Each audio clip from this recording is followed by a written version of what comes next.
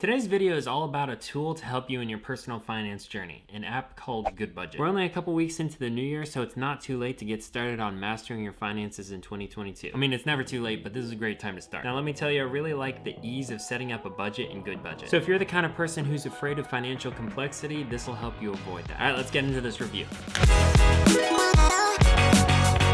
Hi there, I'm Caleb, and I'm honored that you joined me today to improve your finances. Let's get into GoodBudget and see how you would create your first budget in the app. First, we see create new household, and after we tap that, you can see a couple of expenses that it already has in here, which you can modify, or you can add new expenses. But first, let's start with setting up income because that's vital for creating a good budget. We can't accurately set expense goals without knowing how much money we have to work with. So here at the bottom, tap income estimate. First, let's say each paycheck that we get is about $1,500. Now, if you have a consistent income and get paid every other week, I would tap on this and put it as twice a month. The problem with using every 2 weeks as your pay period is that there are 26 pay periods in the year. That leaves 2 months where you get 3 paychecks. If you use the every 2 weeks, it'll take the average across the 12 months for that month's pay instead of what you actually are getting paid that month, because it'll take those 2 extra paychecks, divide it among the 12 months, and just add it to your income. In the 2 months of the year where you get an extra paycheck, I would just add that in as an extra income. That'll keep everything fairly straight. After we've got the income taken care of, we can start putting in expenses in what they call envelopes. It's kind of like a digital envelope stuffing for those of you who like that style of budgeting. All right, let's put $300 in groceries,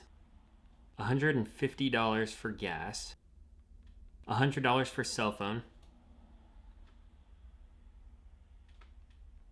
$300 for utilities, $1,000 for a mortgage,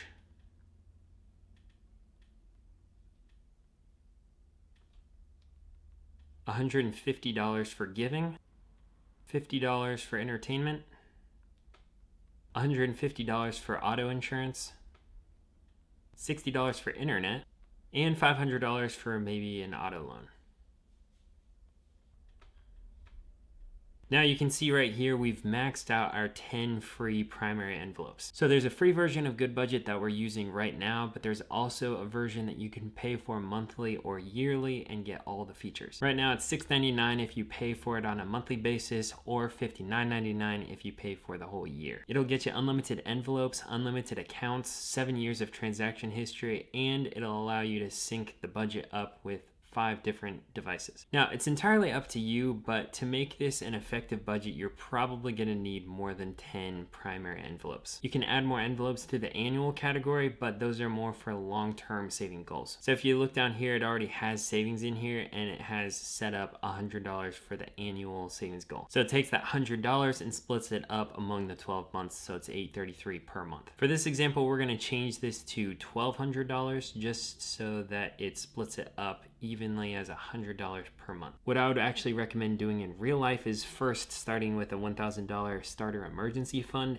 and then paying off all your debt before you put extra money into savings. Then after that, you can throw money into savings and retirement and whatever else. Check this video out up here if you want a better explanation of how you can handle your debt payoff. But getting back to the budget, you can see down here in the available section that we have $140 left to budget. So let's add a couple more annual envelopes. Let's throw in there Christmas gifts for $600 for the year, which means it's gonna take $50 per month.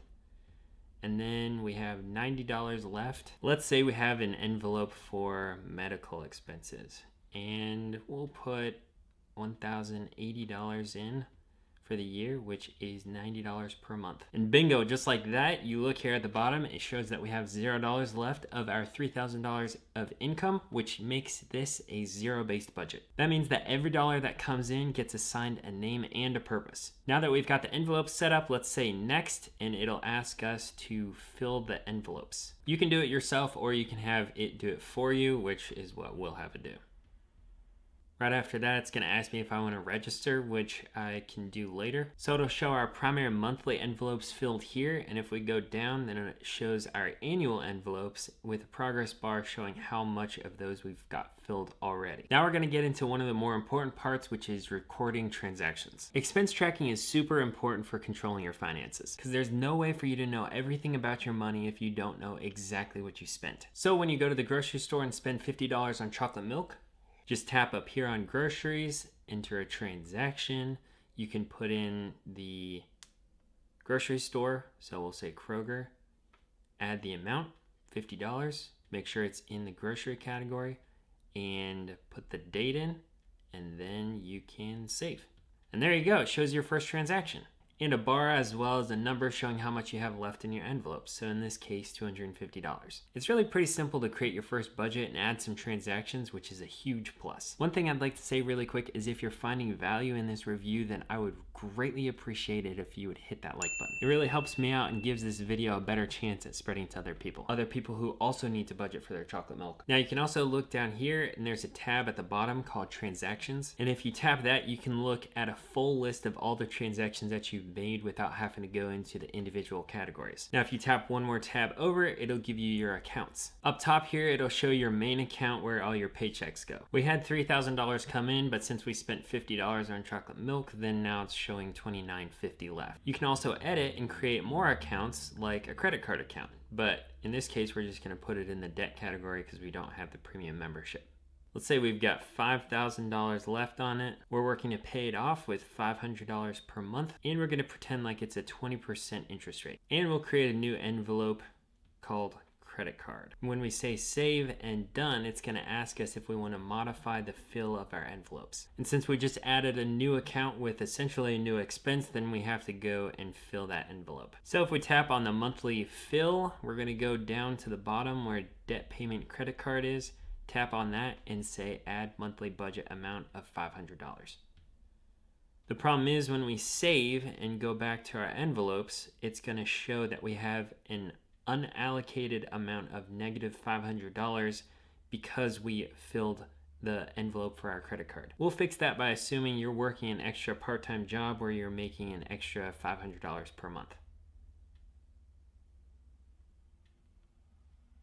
And if we say monthly, then say save, then if we go here to the bottom, then we can again see that we have $0 available because it's a zero-based budget. So we can press done. Now the last thing I really want to show you within the app is going down here to reports. You can see spending by envelopes. In this case, it's only groceries because we've only put in one transaction. You can see your income versus your spending, which is looking pretty good in favor of income right now. And you can see your debt progress as well as its estimate on how long it'll take you to finish that debt. I'm gonna be honest, I don't use a whole lot of reports on any budget that I use, but it can be super helpful for understanding your money, especially for visual people. And these graphs right here are pretty decent. The good news is with GoodBudget, you can actually access your budget and account online by just logging into GoodBudget.com. You can take care of inputting transactions and changing budget items all from your computer, which is a nice option. Plus they have a ton of resources on their website, like a crash course for how to set up a budget with their app, if there's anything you need to learn that wasn't covered in this video. Overall, I think this app has a lot of benefits going for it. It's simple to set up, you can add accounts, and it's fairly straightforward for adding income and expenses. However, there are always things that I don't like when I'm reviewing a budget app. For one, there's not really a usable version of this app that's entirely free. I say usable because it technically is free, but it only allows 10 monthly envelopes, which might be fine if you're a college student with only a few expenses. But Bailey and I personally have the equivalent of about 40 envelopes in our EveryDollar budget that we use every month. Anything from gifts to miscellaneous to propane to our mortgage. Having so many envelopes really helps us get detail in our budget, and if you only have access to 10, it's really hard to do much other than the very basics. The second thing I don't like is unless you're used to using the app, the process of creating the next month's budget along with filling those envelopes with your new income can be a bit confusing. Like I said, it's not difficult to set up your first budget. It can just be confusing the way the app handles the transition between the months along with those expenses. It kind of seems to me with this app that it's less of a budget app for month to month, but more of a rolling budget. Because instead of only allowing you to create a monthly budget, it also makes it so that you can create a weekly budget or a bi-weekly budget if that's the best thing for you. So GoodBudget can actually look at your finances on more of an individual basis instead of a month-to-month basis, which is what most apps do. I put that in the cons category because it can be a bit more confusing, but it can also be much better because it may be more focused for you. Fortunately, like I said, GoodBudget has a ton of resources that can help you master your budget using their app. Overall, I think GoodBudget is a great app with a lot of great tools. It may take some getting used to, but it's also important to realize that every budgeting app has its own challenges in its usage. The important thing is getting started, and GoodBudget can help you do that. If you're interested in checking out some other budgeting apps, I've done several reviews for some apps like EveryDollar, YNAB, Mint, and Fudget. You can check those out right here. And remember, money doesn't have to be confusing. You can control it.